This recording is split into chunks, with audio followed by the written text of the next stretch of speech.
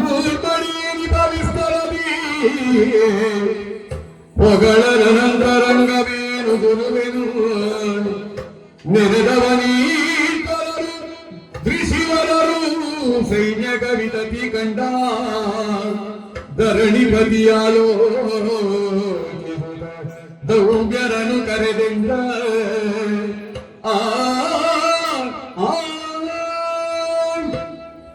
ನಮ್ಮ ತಂದೆಯವರಿಗೆ ಸದ್ಗತಿ ಪ್ರಾಪ್ತಿಯಾಗಬೇಕು ಎನ್ನುವಂತಹ ಉದ್ದೇಶದಿಂದ ಹಲವಾರು ಪುಣ್ಯ ಕಾರ್ಯಗಳನ್ನು ನಾವು ಮಾಡಿದವರೇ ಹೌದು. ಪಾಂಡು ಚಕ್ರವರ್ತಿ ಸ್ವರ್ಗವನ್ನು ಸಂಪಾದಿಸಿಕೊಳ್ಳಬೇಕು ಎನ್ನುವುದಕ್ಕಾಗಿ ನಿಯೋಗ ಪದ್ಧತಿಯಿಂದ 5 ಮಂದಿ ಪುತ್ರರನ್ನು ಪಡೆದರು. ಹಾಗಿದ್ದರೂ ಕೂಡ ಅವರಿಗೆ ಸ್ವರ್ಗದಲ್ಲಿ ಸಿಗಬೇಕಾದಂತಹ ಯೋಗ್ಯ ಸನ್ಮಾನ ಸಿಗಲಿಲ್ಲ ಎನ್ನುವುದು ಅರ್ಥವಾಗಿದೆ. ಇಂದ್ರಪ್ರಸ್ಥವನ್ನು ಹೇಗೋ ಪಡೆದುಕೊಂಡೆವು ನಾವು. ದಾಯಾದ್ಯರಾದಂತಹ ಗೌರವಾದಿಗಳ ದ್ವೇಷದಿಂದ ಅನೇಕ ಬಾರಿ ಕಾಡು ಮೇಡುಗಳಲ್ಲಿ ಸುತ್ತಾಡಿದ ಬಳಿಕ ಪಾಂಚಾಲಿಯನ್ನು ವಿವಾಹವಾದ ಮೇಲೆ ಅವಳೇ ಭಾಗ್ಯವನ್ನು ಹೊತ್ತು ತಂದಳು ಎನ್ನುವ ಹಾಗೆ ಇಂದ್ರಪ್ರಸ್ಥವನ್ನು ಸಂಪಾದಿಸಿಕೊಂಡೆವು. ಭವ್ಯವಾದಂತಹ ನಗರವನ್ನು ನಿರ್ಮಾಣ ಮಾಡಿ ಕೆಲ ಕಾಲ ಆಳ್ವಿಕೆಯನ್ನು ಮಾಡುತ್ತಾ ಇರುವಂತಹ ಹೊತ್ತಿನಲ್ಲಿ ನಾರದರ ಆಗಮನವಾಯಿತು. ಹಾಗೆ ಬಂದವರಲ್ಲಿ ಲೋಕದ ವಿಚಾರವನ್ನು ಕೇಳುತ್ತಾ ಇರುವಂತಹ ಹೊತ್ತಿನಲ್ಲಿ ಅವರು ಹಾಡಿದ್ದಾದರೂ ಏನು? ನಿಮ್ಮ ತಂದೆಯವರಾದಂತಹ ಪಾಂಡು ಚಕ್ರವರ್ತಿ ಸ್ವರ್ಗಲೋಕದಲ್ಲಿ ನಳನು ಅಥವಾ ಇನ್ನಿತರ ಚಂದ್ರವಂಶದ ಹಿರಿಯರು ಸಂಪಾದಿಸಿಕೊಂಡಂತಹ ಯೋಗ್ಯತೆಯನ್ನು ಸಂಪಾದಿಸಿಕೊಳ್ಳಲಿಲ್ಲ. ಅವರು ಕುಳಿತುಕೊಳ್ಳುವಂತಹ ಆಸನದಲ್ಲಿ ನಿನ್ನ ತಂದೆಯವರು ಕುಳಿತುಕೊಳ್ಳುವುದಿಲ್ಲ, ಕೆಳಗಿನ ಆಸ್ಥಾನದಲ್ಲಿ ಕುಳಿತುಕೊಳ್ಳುತ್ತಾ ಇದ್ದಾರೆ ಎನ್ನುವ ಹಾಗೆ ಹೇಳಿದಾಗ ಸ್ವಲ್ಪ ಬೇಸರವಾದದ್ದು ಸತ್ಯವೇ. ನಮ್ಮ ತಂದೆಯವರಿಗೆ ಸದ್ಗತಿಯನ್ನು ಒದಗಿಸುವುದಕ್ಕಾಗಿಯೋ ಅಥವಾ ಸ್ವರ್ಗದಲ್ಲಿ ಯೋಗ್ಯವಾದಂತಹ ಮಾನ ಸಮ್ಮಾನಗಳನ್ನು ದೊರಕಿಸುವುದಕ್ಕಾಗಿಯೋ ನಾವು ಪರ್ಯಾಪ್ತರಾಗಲಿಲ್ಲವಲ್ಲ ಎನ್ನುವಂತಹ ಚಿಂತೆ ಮನಸ್ಸಿಗೆ ಹೊಂದಿದಾಗ ವ್ಯಾಸರಾಡಿದಂತಹ ನುಡಿ ರಾಜಸೂಯ ಆಧ್ವರ್ಯವನ್ನು ಮಾಡು ಎನ್ನುವ ಹಾಗೆ ಅದಕ್ಕೂ ಸಿದ್ಧತೆಯನ್ನು ಮಾಡಿದ್ದಾಯಿತು. ನಮ್ಮ ಪ್ರಭುವಾದಂತಹ ಶ್ರೀಕೃಷ್ಣ ದೇವನ ಅನುಗ್ರಹದಿಂದ ಜರಾಸಂಧನೆ ಮೊದಲಾದಂತಹ ದುಷ್ಟರನ್ನು ವಧಿಸಿ ಆಯಿತು. ಅರ್ಜುನ ಉತ್ತರ ದಿಗ್ವಿಜಯವನ್ನು ಮಾಡಿದ. ಉಳಿದ 3 ದಿಕ್ಕಿಗಳಿಗಾಗಿ ಸಂಪಾದಿಸಿ ಅನೇಕ ಕಪ್ಪ ಕಾಣಿಕೆಗಳನ್ನು ಹೊತ್ತು ತಂದಿದ್ದಾರೆ. ರಾಜರು, ಋಷಿ ಮುನಿಗಳು ಇತ್ಯಾದಿಗಳೆಲ್ಲರೂ ಕೂಡ ನಮ್ಮ ಇಂದ್ರಪ್ರಸ್ಥವನ್ನು ಸೇರಿಕೊಂಡಿದ್ದಾರೆ. ಮಯ ನಿರ್ಮಿತವಾದಂತಹ ಸಭಾಭವನದಲ್ಲಿ ಯಜ್ಞ ಆರಂಭವಾಗಿದೆ. ಆದರೆ ಈ ಸಂದರ್ಭದಲ್ಲಿ ಒಂದು ಚಿಂತೆಗೆ ಕಾರಣವಾಗುತ್ತಾ ಇದೆ. ಬಂದವರಿಗೆಲ್ಲರಿಗೂ ಊಟೋಪಚಾರದ ವ್ಯವಸ್ಥೆ ಮಾಡಿದ್ದೇವೆ. ಇಷ್ಟೆಲ್ಲ ಮಂದಿ ಊಟ ಮಾಡುವಾಗ ಮಾನವ ನಿರ್ಮಿತವಾದಂತಹ ಎಷ್ಟೋ ಉಪಕಾರಗಳನ್ನು ನಾವು ಮಾಡಿದ್ದೇವೆ. ಅದನ್ನು ಹೇಗೋ ನಿವಾರಿಸಿದ್ದು ಆಯಿತು. ಎಂಜಲನ್ನು ಹೇಗೋ ಶುದ್ಧಪಡಿಸುವುದಕ್ಕೆ ಸಾಧ್ಯವಿದೆ.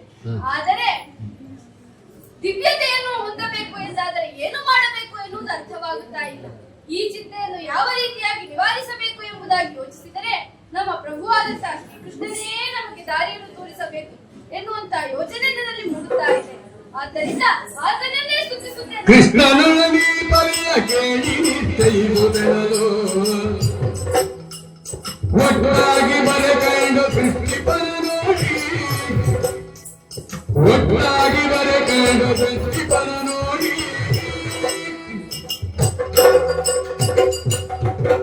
ಏನಾಗಬೇಕು ತವ ಯಾಗ ಸಿದ್ಧಿಗೆ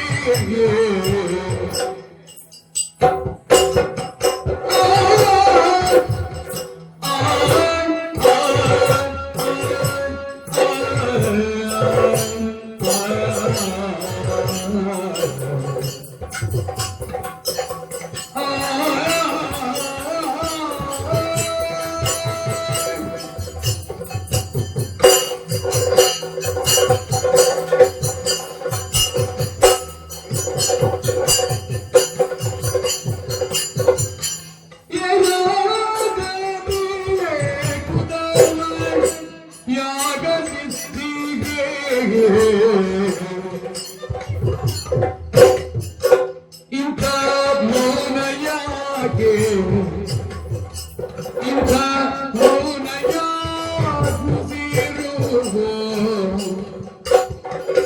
ಅನುಮಾನ ಏನೆನದು ಏನಾಗಬೇಕು ತವನಾಗಬೇಕು ಮೌನ ಯಾಗುತ್ತಿರನುಮಾನ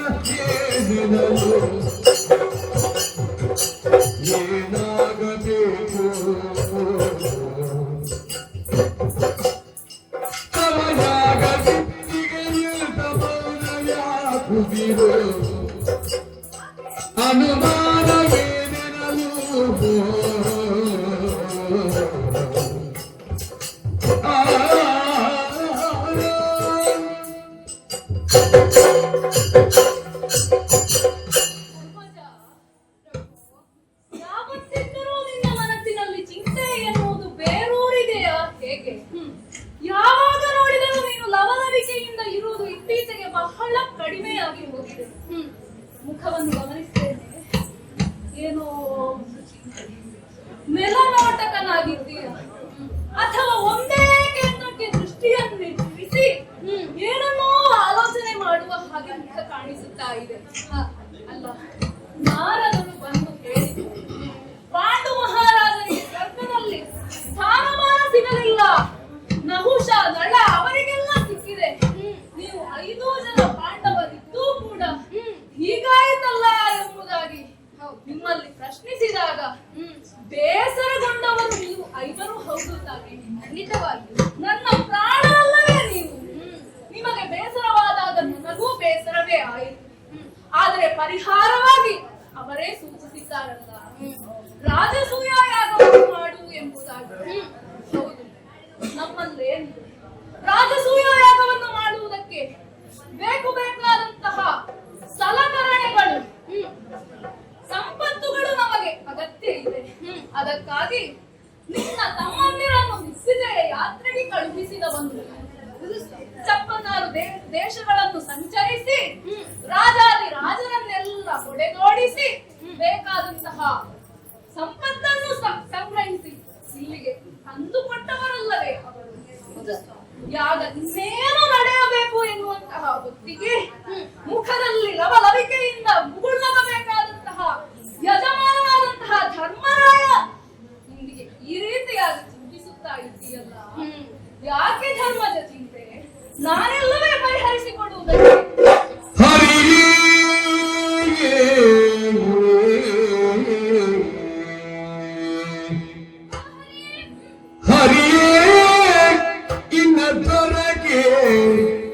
ಕೊರತೆ ಇಲ್ಲ,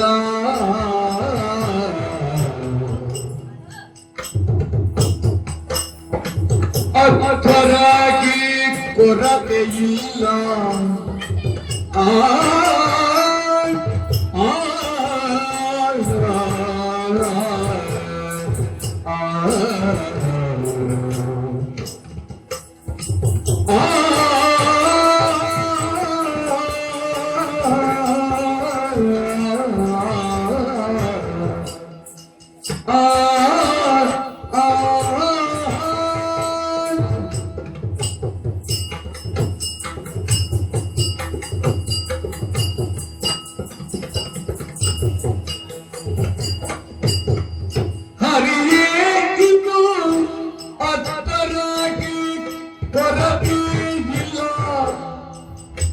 ಕೊರತೆಯೇನಿಲ್ಲ,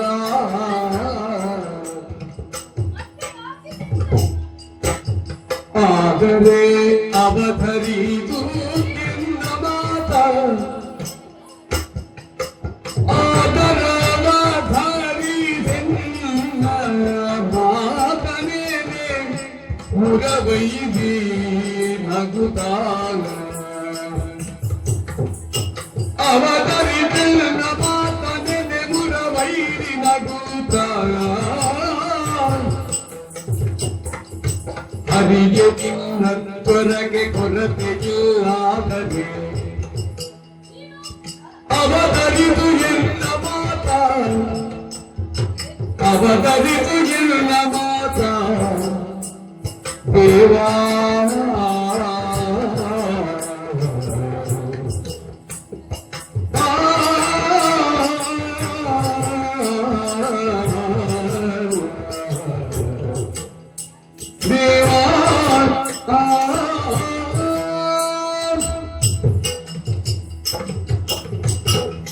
ಸ್ವಾಮಿ ಧರ್ಮಜ, ಹೊಣೆಗಾರಿಕೆಯನ್ನು ಹೊತ್ತವನಿಗೆ ಅನುಗಾಲವು ಚಿಂತೆ ಎನ್ನುವುದು ತಪ್ಪುವುದಿಲ್ಲವಂತೆ.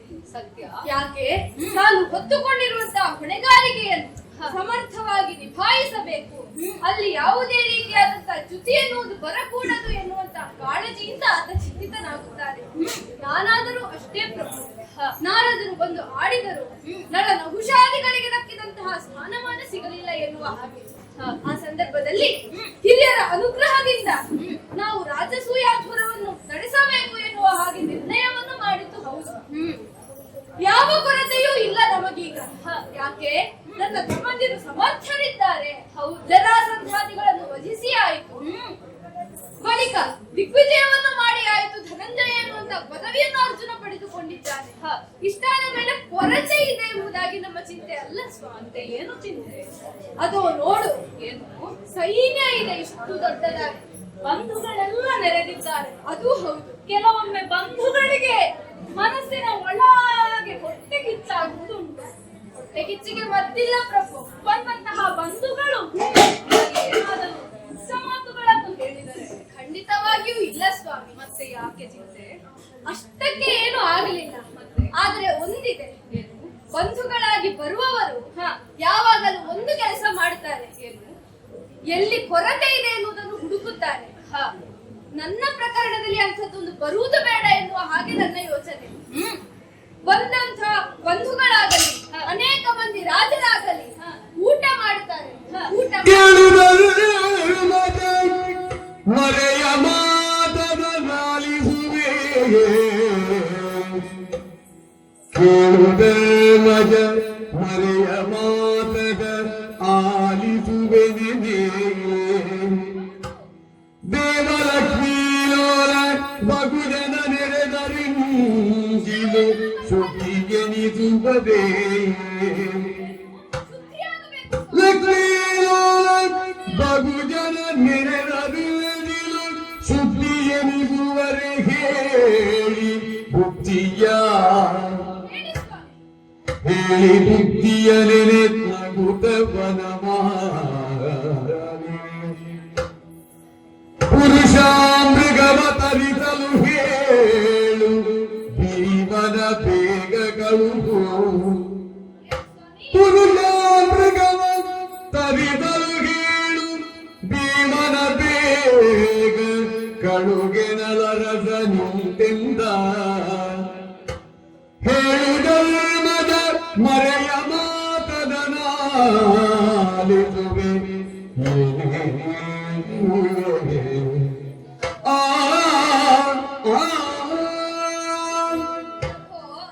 ಧರ್ಮಜ, ಬಂಧು ಜನರು, ಸೈನ್ಯವು, ಅದೆಷ್ಟೋ ಮಂದಿ ಮುನಿಮನೀಷಿಗಳು, ಅಥವಾ 56 ದೇಶಗಳನ್ನು ಗೆದ್ದಿದ್ದೇವೆ ನಾವು, ಆಮಂತ್ರಣವನ್ನು ಕೊಟ್ಟಿದ್ದೇವೆ.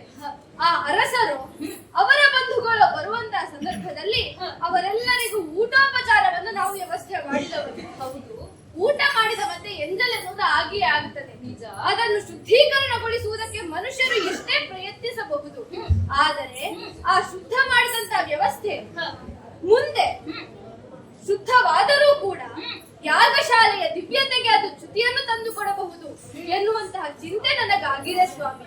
ನಮ್ಮ ಬಂಧುಗಳ ಗುಣ ಏನು ಎನ್ನುವುದಾಗಿ ನೀನು ಚೆನ್ನಾಗಿ ಅರಿತವನು. ನಿಮ್ಮೊಂದಿಗೆ ಸದಾಕಾಲ ಇರುವವನೇ ಅಲ್ಲದೆ ಖಂಡಿತವಾಗಿಯೂ ಕೌರವಾದಿಗಳ ಮನಸ್ಸಿನಲ್ಲಿ ಇಂಥದ್ದೊಂದು ವಿಚಾರ ಬಂತು ಎಂದಾದರೆ ಪಾಂಡವರ ಯಜ್ಞಶಾಲೆ ಶುದ್ಧವಾಗಿಲ್ಲ ಎನ್ನುವಂತ ವಿಚಾರ ಹೇಳ್ತಾರೆ ಅಂತಾದ್ರೆ ನಾವು ಏನು ಮಾಡುವುದು ಪ್ರಭು?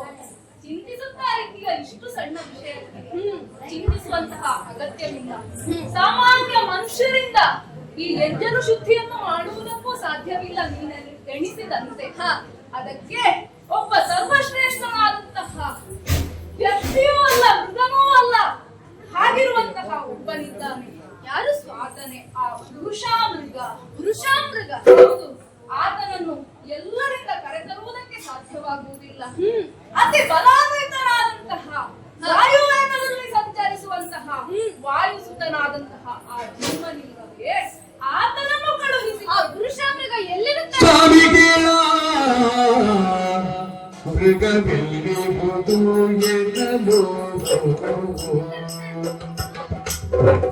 ಸ್ವಾಮಿ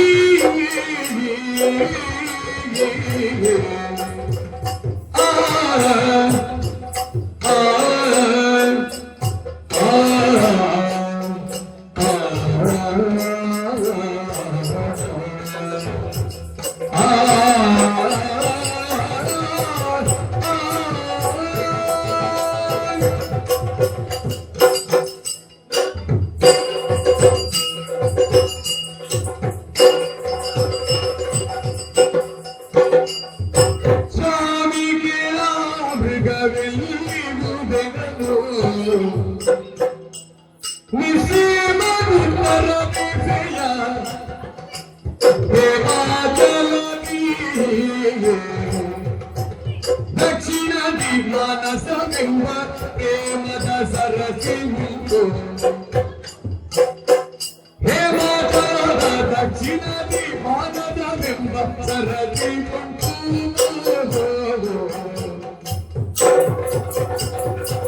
ಸ್ವಾಮಿಗಳ ಮೃಗವೇಲಿಗುಡೆಗಳು ಶಿವನು ಕರೆದೆದೆಯ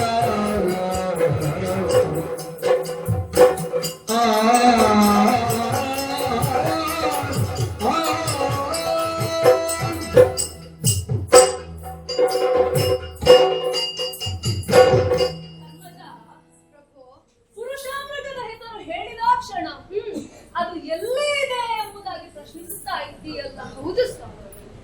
ಉತ್ತರದ ದಿಕ್ಕಿನಲ್ಲಿ ಕಾಣುವಂತಹ ಪರ್ವತ ಶ್ರೇಣಿಯಲ್ಲಿ ಅತಿ ಎತ್ತರವಾದಂತಹ ಹಿಮಾಲಯದ ತಪ್ಪಲಲ್ಲಿ ಅದರ ದಕ್ಷಿಣ ತೀರದಲ್ಲಿ ಮಾನಸ ಸರೋವರವಿದೆ. ಮನಸ್ಸು ಸರೋವರದೆ. ಹೌದು, ಮಾನಸ ಸರೋವರದಲ್ಲಿ ಅಲ್ಲ, ಮತ್ತೆ ಅದರ ತಟದಲ್ಲಿ ವಿಶಾಲವಾದಂತಹ ಕಾನನವಿದೆ. ಆ ಕಾನನದಲ್ಲಿ ಪುರುಷಾಮೃಗ ಇದೆ. ಆ ಪುರುಷಾಮೃಗ ಆಸರವಿಯ ತಡಿಯೊಳಗೊಂಡು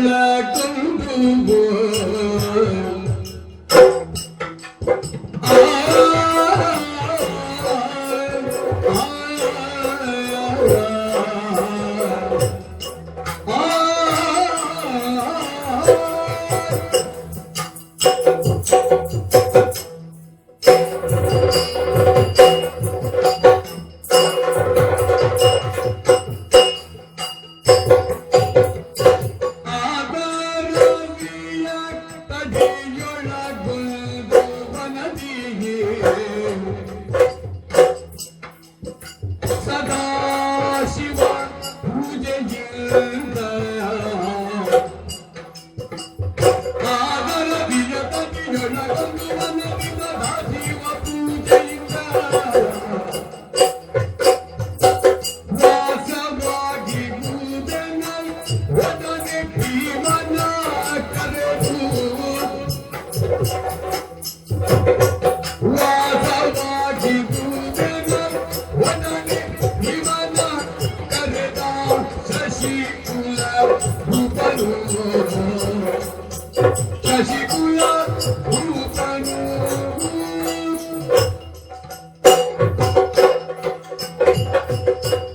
ಆ ಪುರುಷಾಮೃಗ ಸಾಮಾನ್ಯರಂತ ಅಲ್ಲ. ಅನುದಿನವೂ ಅನುಕ್ಷಣವೂ ಆ ಪರಶಿವನ ಧ್ಯಾನದಲ್ಲೇ ನಿರತವಾಗಿರುತ್ತದೆ.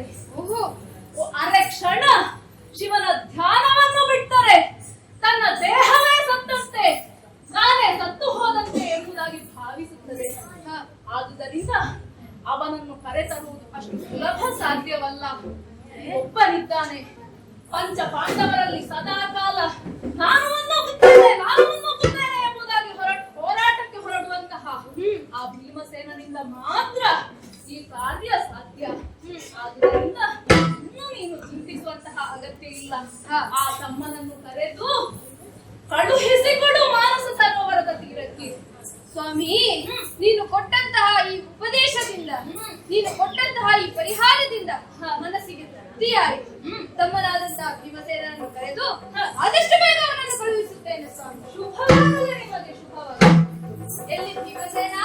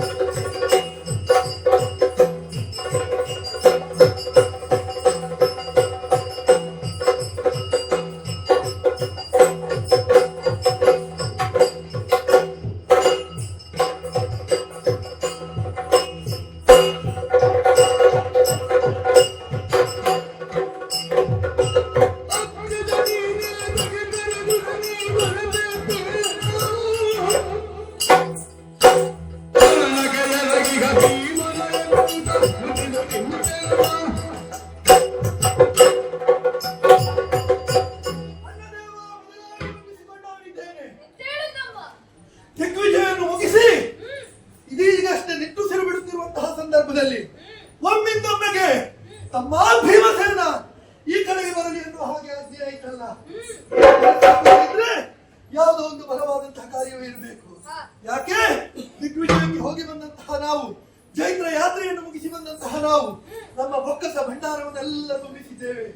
ಹೇಗೆ ಬೊಕ್ಕಸದಲ್ಲಿ ಕೊರತೆ ಉಂಟಾಯಿತೆ ಅಥವಾ ಯಾರಿಂದಾದರೂ ಆಪತ್ತು ಎದುರಾಯಿತೆ, ನಾವು ಕೈಗೊಳ್ಳುವಂತಹ ರಾಜಸೂಯ ಧ್ವರಕ್ಕೆ ಯಾರಿಂದಲಾದರೂ ಹಾನಿ ಉಂಟಾಯಿತೆ, ಏನು ವಿಷಯ, ಯಾಕೆ ಕರೆದಿದೆ ಅದು ಹೇಗ? ಕೇಳಿಯ ಭೀಮ ಹೇಮಾಭಿಯ ತೆಂಕಲು ಬಾಳನೆ ತನ ವಿಜಯ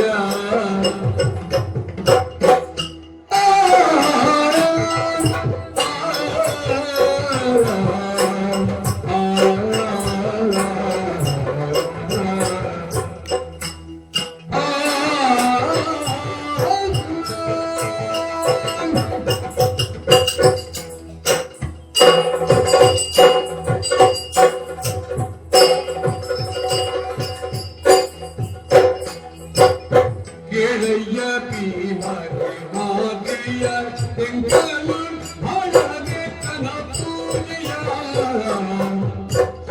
ಮೇಳದಿಂದಿಗ ಪುರುಷಾಮೃಗವನು ತಂದು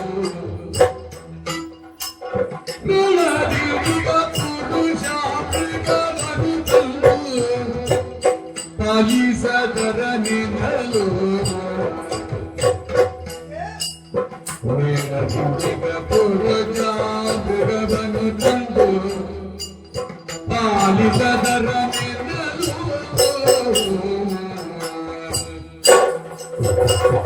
ಹೇಳಯ್ಯ ವೀರ ಹೇಮಾಭಿಯ ತೆಂಕಲು ಬಾಳನಿತನ ಪೂಜೆಯ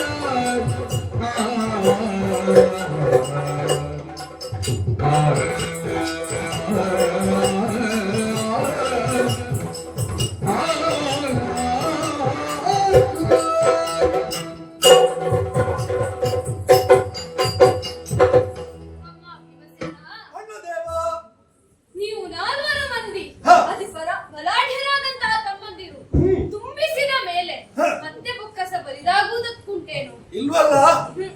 ಬೊಕ್ಕಸದಲ್ಲಿ ಯಾವ ಕೊರತೆಯೂ ಇಲ್ಲ. ಹಾಗಿದ್ರೆ ನಾನು ಕರೆಸಿದ್ದು ಬೇರೆದೇ ಕಾರಣಕ್ಕಾಗಿ. ಏನಪ್ಪ ಅದು? ತಮ್ಮ, ಇಷ್ಟೆಲ್ಲ ಮಂದಿ ಊಟ ಮಾಡಿ ಹೋಗುವಾಗ ಹ.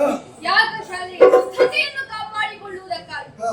ಏನು ಮಾರ್ಗ ಎನ್ನುವ ಹಾಗೆ ಯೋಚಿಸಿದಾಗ ಹ. ಶ್ರೀಕೃಷ್ಣ ಸ್ವಾಮಿ ನುಡಿದಂತಹ ಮಾತು, ಏನಂತೆ? ಆ ಹಿಮಾಲಯ ಪರ್ವತ, ಹ. ಅದರ ದಕ್ಷಿಣ ದಿಕ್ಕಿನಲ್ಲಿರುವ ಮಾನಸ ಸರೋವರ, ಓಹೋ. ಆ ಸರೋವರದ ಪಕ್ಕದಲ್ಲಿರುವಂತಹ ವಿಶಾಲವಾದ ಕಾಡಿನಲ್ಲಿ ಹ. ಸದಾ ಕಾಲ ಕಾಳನೇತ್ರನ ಪೂಜೆಯನ್ನು ಮಾಡುತ್ತಾ ಇರುವಂತಹ ಹ. ಪುರುಷಾಮೃಗ ಎನ್ನುವಂತಹ ದಿವ್ಯ ಮೃಗವೊಂದುಂಟಂತೆ. ಪುರುಷ ಮೃಗ? ಹೌದು, ಶಿರ ಮೃಗದ್ದು, ಹ. ದೇಹ ನರನದ್ದು. ಓಹೋ. ಇಂತಹ ಒಂದು ವಿಶೇಷವಾದಂತಹ ಮೃಗ, ಹ. ಅದು ನಿತ್ಯ ಶುದ್ಧಿಯನ್ನು ಉಂಟು ಮಾಡುತ್ತದಂತೆ. ಅದು ಇರುವಂತಹ ಸ್ಥಳ ಹ. ತಾನು ಶುದ್ಧವಾಗಿರುತ್ತದೆಯಂತೆ. ಹ. ಅಂತಹ ಮೃಗದ ಅಗತ್ಯತೆ ನಮಗಿದೆ. ಹಾಗೆಂದು ಹ. ಅದನ್ನು ತರಿಸುವುದಷ್ಟು ಸುಲಭವಲ್ಲ. ಮತ್ತೆ? ಅದನ್ನು ತರಿಸುವುದಕ್ಕಷ್ಟೇ ಕೆಲಸ ಉಂಟು. ಹ. ಆ ಕೆಲಸವನ್ನು ಮಾಡುವವನು ನೀನು. ನನ್ನನ್ನು ಅದಕ್ಕಾಗಿ ಕರೆಸಿದ್ದಿ? ಹೌದು. ಯಾಕೆ ಹೇಳು, ನಮಗೆ ಸಮಯ ಇಲ್ಲ ಈಗ. ಹ. ಯಾಗ ಇನ್ನೇನು ಕೆಲವೇ ದಿನಗಳಲ್ಲಿ ಪ್ರಾರಂಭವಾಗುತ್ತದೆ. ಹ. ಅಂತಿರುವಾಗ ಹ. ವಾಯುವೇಗದಿಂದ ಹೋಗಿ ಅಲ್ಲಿರುವಂತಹ ಪುರುಷಾಮೃಗವನ್ನು ಕರೆದು ತರುವಂತಹ ವ್ಯವಸ್ಥೆಯಾಗಬೇಕು. ಹ. ಆ ಕೆಲಸವನ್ನು ಮಾಡುವುದಕ್ಕೆ ನೀನೊಬ್ಬನೇ ಸಾಧ್ಯ ಎನ್ನುವ ಹಾಗೆ ಯೋಚಿಸಿ ನಿನ್ನನ್ನು ಕರೆಸಿದ್ದೇನೆ ತಮ್ಮ. ಅಣ್ಣದೇವ, ಬಹಳಷ್ಟು ಯೋಚಿಸಿ ತರ್ಕಿಸಿ ಹ. ಈ ಕಜ್ಜಕ್ಕೆ ನನ್ನನ್ನೇ ಆಯ್ಕೆ ಮಾಡಿದ್ದಿ ಅಂತಂದಾದ್ಮೇಲೆ ಹ. ಆ ಬಗ್ಗೆ ಬಹಳಷ್ಟು ಹೆಮ್ಮೆ ಇದೆ ನನಗೆ. ಜಗತ್ತಿನಲ್ಲಿ ಕಲಿಭೀಮ ಅನ್ನುವಂತೆ ಇಲ್ಲಿಯವರೆಗೆ ನಾನು ಕರೆಸಿಕೊಂಡಿದ್ದೇನೆ ಅಂತಾದ್ರೆ ಇವತ್ತು ಅದರ ಸಾರ್ಥಕತೆ ನನಗೆ ಒದಗಿ ಬಂದಿದೆ. ಹಾಗಾಗಿ ತಮ್ಮ, ಹ. ಆ ಪುರುಷಾಮೃಗ ಮನೋವೇಗದಿಂದ ಓಡುವಂಥದ್ದು. ಓಹೋ. ವಾಯುವಿನ ಮಗನಾದಂತಹ ನೀನು ವಾಯುವೇಗದಿಂದ ಓಡಬಲ್ಲವನು. ಅದರ ವೇಗಕ್ಕೆ ನಿನ್ನ ವೇಗವೇ ಸರಿಸಾಟಿ. ಆದ್ದರಿಂದ ನಿನ್ನನ್ನು ಎಲ್ಲವೂ ಕೃಷ್ಣಾನುಗ್ರಹದಿಂದ ನಡೀತದೆ ಅಂತ ನಾವು ನಂಬಿರುವಾಗ ಈ ಕೆಲಸವು ನನಗೆ ಬಹಳಷ್ಟು ಕಷ್ಟವಾಗಲಾರದು ಅನ್ನುವ ಹಾಗೆ ಭಾವಿಸಿದ್ದೇನೆ. ಹ. ಹಾಗಾಗಿ ಅನುಜ್ಞೆ ನಿತ್ತೆ ಅಂತಾದ್ರೆ ಆ ಕೆಲಸವನ್ನು ನಾನು ಪೂರೈಸುತ್ತೇನೆ. ಹೋಗಿ ಬಂದಮ್ಮ, ಹೋಗಿ ಬಾ.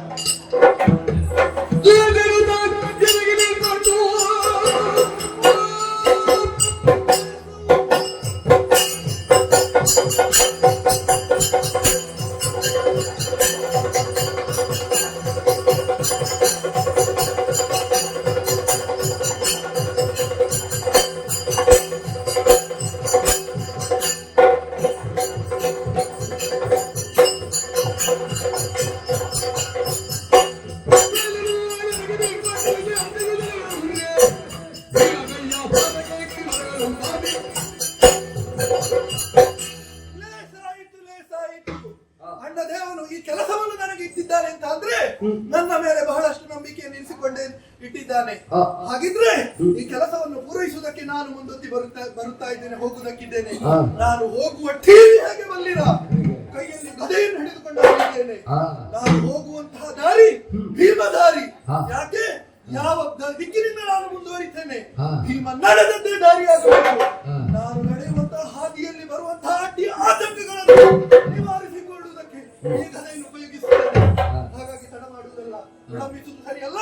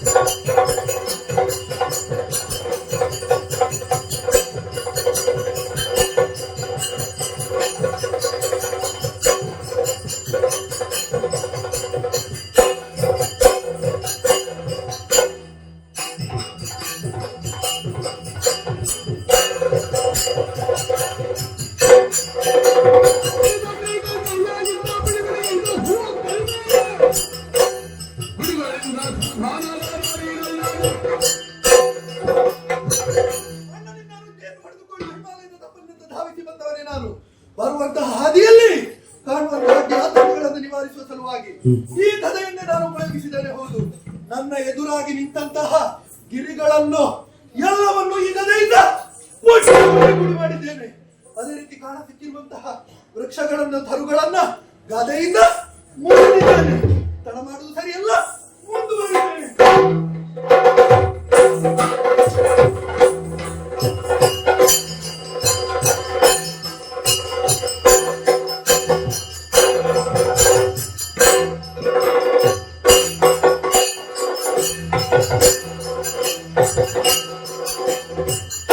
ನಮಸ್ತೆ ಸ್ಥಾಣುಭೂತಾಯ ಜ್ಯೋತಿರ್ಲಿಂಗಾವೃತಾತ್ಮನೇ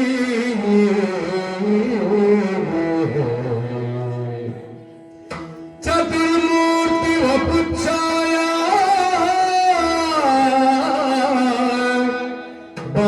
ಭಾಸಿತಾಂಗಾಯ ಶಂಭವೇ ಭಾಸಿತಾಂಗಾಯ ಶಂಭವೇ